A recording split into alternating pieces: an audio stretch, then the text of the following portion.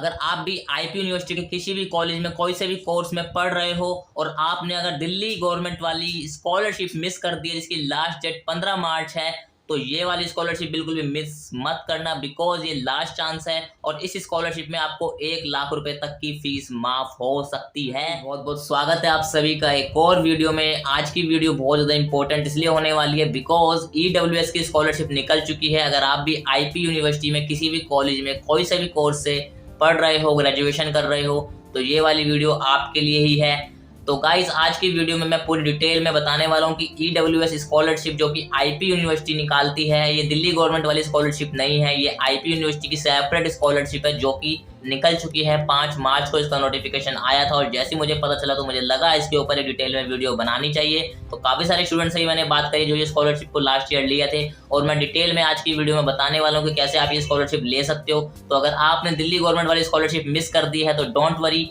अभी भी आपके पास एक मौका है। अगर आप आईपी यूनिवर्सिटी में हो और अगर आप किसी और कॉलेज में हो तो उसके लिए कोई इन्फॉर्मेशन नहीं है। अगर आपके भी कॉलेज में ऐसी अलग से स्कॉलरशिप निकलती है तो आप मुझे इंस्टाग्राम पे मैसेज कर सकते हो सो दैट मैं उसके लिए भी एक पर्टिकुलर वीडियो बना दूं। तो गाइज इस वीडियो को कंप्लीट देखना ताकि आप लोगों को चीज़ें यहाँ पे क्लियर हो जाएं। मैं साथ में यहाँ पे आपको स्क्रीन रिकॉर्डिंग भी शो करूंगा, तो यहाँ पे आपको साइड में स्क्रीन रिकॉर्डिंग भी दिखेगी और वो जो पीडीएफ का लिंक है वो मैं डिस्क्रिप्शन में भी दे दूंगा और टेलीग्राम पे भी मैं दे दूंगा। तो टेलीग्राम का ग्रुप भी आप ज्वाइन कर लेना, डिस्क्रिप्शन में लिंक आपको मिल जाएगा। तो ज़्यादा देर न करते हुए वीडियो को करते हैं गाइज स्टार्ट। तो गाइज जैसे कि आप सभी यहाँ पे स्क्रीन पर देख सकते हो, आपको स्क्रीन रिकॉर्डिंग यहाँ पे शो होएगी। तो यहाँ पे आप देख सकते हो मैंने यहाँ पे नोटिस खोल लिया है और ये 4 मार्च को नोटिस आया हुआ है जो कि कहता है inviting applications online for financial assistance to the students under the economically weaker section scheme of the university. और यहाँ पे लिखा हुआ है ओपनिंग डेट जो है वो है 5 मार्च और क्लोजिंग डेट जो है वो है 30 मार्च 2021। लेकिन अब जब नीचे आप डॉक्यूमेंट्स को पढ़ोगे तो आपको डेट जो दिखेगी वो 8 अप्रैल तक दिखेगी। तो ये चीज़ आप थोड़ी सी कंफर्म भी कर लेना कॉलेज में, बिकॉज यहाँ पे जो ऊपर डेट दे रखी है वो 30 मार्च दे रखी है और जो नीचे यहाँ पे बोला गया कि आप डॉक्यूमेंट सबमिट कर सकते हो फिजिकली वो 8 अप्रैल तक कर सकते हो। तो ये चीज़ आप एक बार कॉलेज में कंफर्म कर लेना। बाकी मैं आपको नोटिस के अकॉर्डिंग जो भी डिटेल है वो बिल्कुल डिटेल में आपको बताता हूँ और आपको साथ में जो पोर्टल का लिंक है वो कैसे करना है वो सब भी मैं आपको शो करूँगा। तो वीडियो को बिल्कुल ध्यान से देखना और वीडियो में बने रहना। तो चलिए यहाँ पे मैं स्टार्टिंग से स्टार्ट करता हूँ। सबसे पहले ये जो ऊपर बकवास लिखी हुई है इसके बारे में हम नहीं पढ़ेंगे, सीधा मुद्दे की बात पे आते हैं। मुद्दे की बात ये है कि एलिजिबिलिटी कंडीशंस क्या है। तो एलिजिबिलिटी कंडीशंस ये है कि जो एप्लीकेंट है वो एक रेगुलर स्टूडेंट होना चाहिए यूनिवर्सिटी का। यूनिवर्सिटी में कोई से भी कॉलेज में आप कोई सा भी कोर्स कर रहे हो, आप डेली के स्टूडेंट होने चाहिए। ऐसा नहीं है कि आपकी कोई कंप्लेन है या आपको निकाल दिया गया है या आपको कोई वैसी है, मतलब आपकी जो अटेंडेंस होनी चाहिए डिसेंट अटेंडेंस होनी चाहिए। कोई यहाँ पे ऐसा नहीं लिखा कि 75% या 70%, एक रेगुलर स्टूडेंट आप गोइंग स्टूडेंट होने चाहिए। सेकंड चीज, इनकम जो है आपकी फैमिली की जितने भी सोर्सेज से है वो सब मिला जुला कर 2.5 लाख से ऊपर नहीं होनी चाहिए। अगर आपकी पेरेंट्स की फैमिली की इनकम 2.5 लाख से ऊपर है सारे सोर्सेज को मिला के, तो आप इस स्कॉलरशिप के लिए अप्लाई नहीं कर सकते हो। इसमें खाली एक ही कैटेगरी है 2.5 लाख वाली, ये गवर्नमेंट वाले की तरह नहीं है जिसमें आपको 3 कैटेगरी मिलती है। यहाँ पे 2.5 लाख वाली ही एक कैटेगरी है। तो अगर आपकी फैमिली इनकम 2.5 लाख तक है तो आप इसके लिए अप्लाई कर सकते हो और अगर इससे ज़्यादा है तो इस वीडियो को छोड़ के अभी आप जा सकते हो, ठीक है। अगली चीज यहाँ पे बोली गई है द एप्लीकेंट और applicant family should hold a family income certificate issued by the SDM और any other officer authorized in this behalf by the revenue department that the total income of the family is not more than 2,50,000. The date mentioned on the income certificate should be valid as per the government norms on the date of issue of the notice of the EWS scheme. तो ये वाली जो sentence है इसका मतलब ये है कि यहाँ पे आपका जो सर्टिफिकेट होना चाहिए इनकम का वो एसडीएम से या फिर एक, तो गाइस जो यहाँ पे लिखा हुआ है कि आपका इनकम सर्टिफिकेट होना चाहिए वो या तो किसी एसडीएम से ऑफिसर से होना चाहिए या फिर कोई एक ऐसा ऑफिसर जो कि रेवेन्यू डिपार्टमेंट के बिहाफ पे ऑथोराइज्ड हो और वो आपका वहाँ पे वेरीफाई करके साइन करे, तो वो आपका इनकम सर्टिफिकेट मान्य होगा। और उस इनकम सर्टिफिकेट में आपकी जो इनकम होनी चाहिए वो 2.5 लाख तक होनी चाहिए, सारे सोर्सेज को मिला के आपकी फैमिली इनकम। और जो उसमें डेट होनी चाहिए वो लेटेस्ट डेट होनी चाहिए जो यहाँ पे ईडब्ल्यूएस का सर्टिफिकेट निकला है मार्च का, उसके अकॉर्डिंग यहाँ पे देख सकते हो। An applicant availing any kind of financial assistance or scholarship from any other sources of the government or otherwise shall be eligible for grant of financial assistance. However, in all such cases, the amount of financial assistance being availed by the applicant from other sources shall be dedicated from the total amount of the financial assistance recommended by the committee under the EWS scheme। यानी आपने अगर किसी और scholarship के लिए apply किया हुआ है इसके अलावा और आप ये स्कॉलरशिप भर रहे हो, तो स्कॉलरशिप तो आप भर सकते हो लेकिन कोई फायदा नहीं होगा, बिकॉज जो यहाँ से आपको अमाउंट मिलेगा उस अमाउंट में से आपका वो वाला अमाउंट माइनस कर दिया जाएगा जो आपको अमाउंट किसी और स्कॉलरशिप जो आपने भरी थी उससे मिलेगा। तो मेरी माने तो बिल्कुल भी ना भरें, बिकॉज अगर आप मान लीजिए अगर आप ये वाली भर देते हैं तो आपका फिर जो पैसा मिल रहा है वो भी नहीं मिलेगा, वो भी काट कूट के ये लोग आपका पैसा कम कर देंगे। बिकॉज यहाँ पे जो पूरा स्ट्रिक्टनेस है, यहाँ पे ऐसा नहीं होता कि आपने भर दिया आपका पैसा आ गया। यहाँ पे आपको इंटरव्यू के लिए बुलाया जाएगा, आपके पेरेंट्स के साथ में यूनिवर्सिटी में आपको जाना पड़ेगा, तो सब कुछ चेक होगा। ठीक है, तो ये थोड़ा सा आप ध्यान रखिएगा, यहाँ पे आप गड़बड़बाजी नहीं कर सकते हो। चौथी चीज यहाँ पे बोली गई है, following students applicant shawl not be eligible for grant of financial assistance under this scheme. कौन कौन स्टूडेंट्स एलिजिबल नहीं है, इस चीज को ध्यान से सुनिए। ठीक है, अभी तक मैं बता रहा था कौन कौन स्टूडेंट्स एलिजिबल है, अब कौन कौन स्टूडेंट्स एलिजिबल नहीं है। अगर आपने एडमिशन लिया है मैनेजमेंट कोटा से, ठीक है, मैनेजमेंट कोटा आप सभी को पता होगा, डोनेशन देके जो एडमिशन होते हैं आईपी यूनिवर्सिटी में हर क्लास में 6 से 7 स्टूडेंट्स मैनेजमेंट कोटा के थ्रू आते हैं। तो अगर आप मैनेजमेंट कोटा के थ्रू आए हो तो आपका एडमिशन, आपको स्कॉलरशिप नहीं दी जाएगी। दूसरा, the student who has the status of failure in any of the subjects in any of the semesters on the last date of submission of application form. अगर आपका जो फेलियर का स्टेटस है वो आता है किसी भी एक सब्जेक्ट में, किसी भी सेमेस्टर में, on the last date of the submission of application form, तो आपको नहीं मिलेगी अगर आप किसी भी एक सब्जेक्ट में फेल हो गए हो तो। थर्ड चीज, applicant detained in any semester examination of the course due to shortage of attendance. अगर आपको डिटेन कर दिया गया, आपकी अटेंडेंस कम थी, तब भी आपको नहीं मिलेगी, ये बात ध्यान रखना।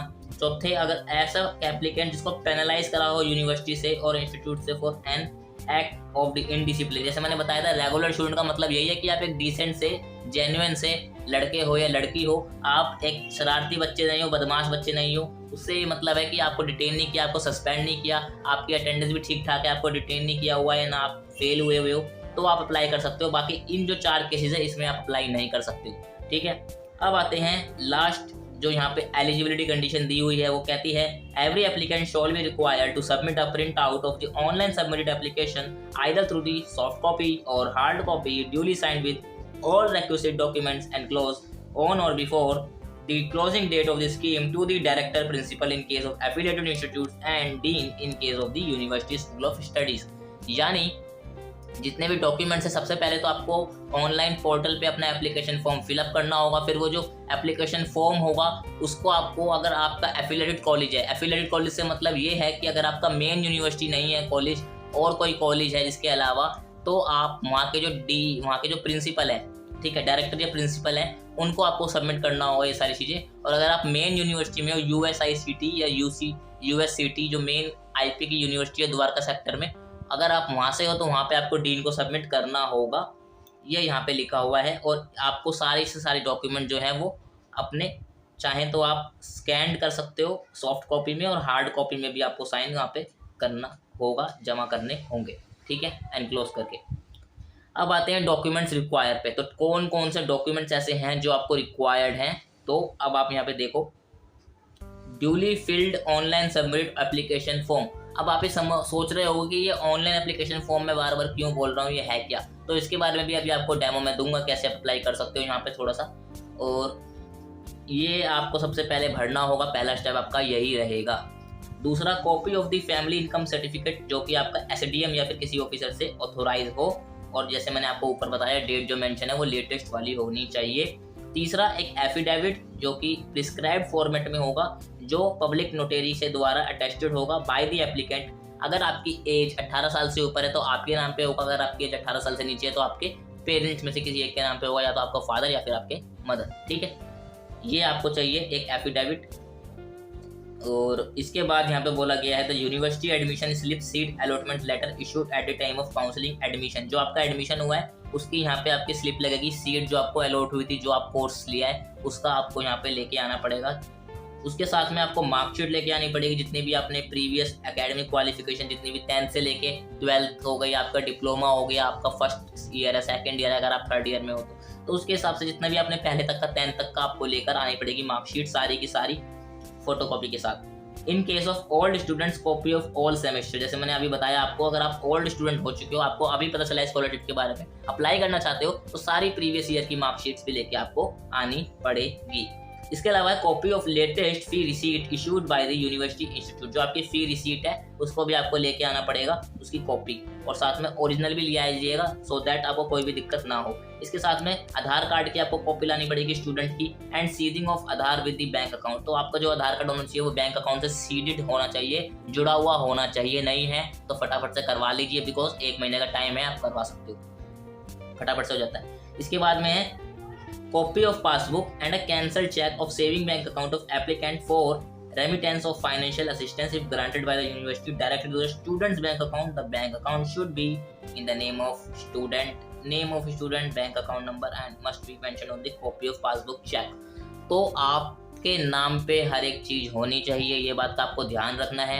कैंसल चेक लगेगा, पासबुक की कॉपी लगेगी, और जो मैं आपको कॉपी बता रहा हूँ उसकी ओरिजिनल भी आपको बैकअप के लिए रखनी है कि अगर कोई दिक्कत हो जाती है तो वहाँ पे आप दोबारा से फोटोकॉपी करवा सको या उन्हें ओरिजिनल डॉक्यूमेंट दिखा सको, ठीक है।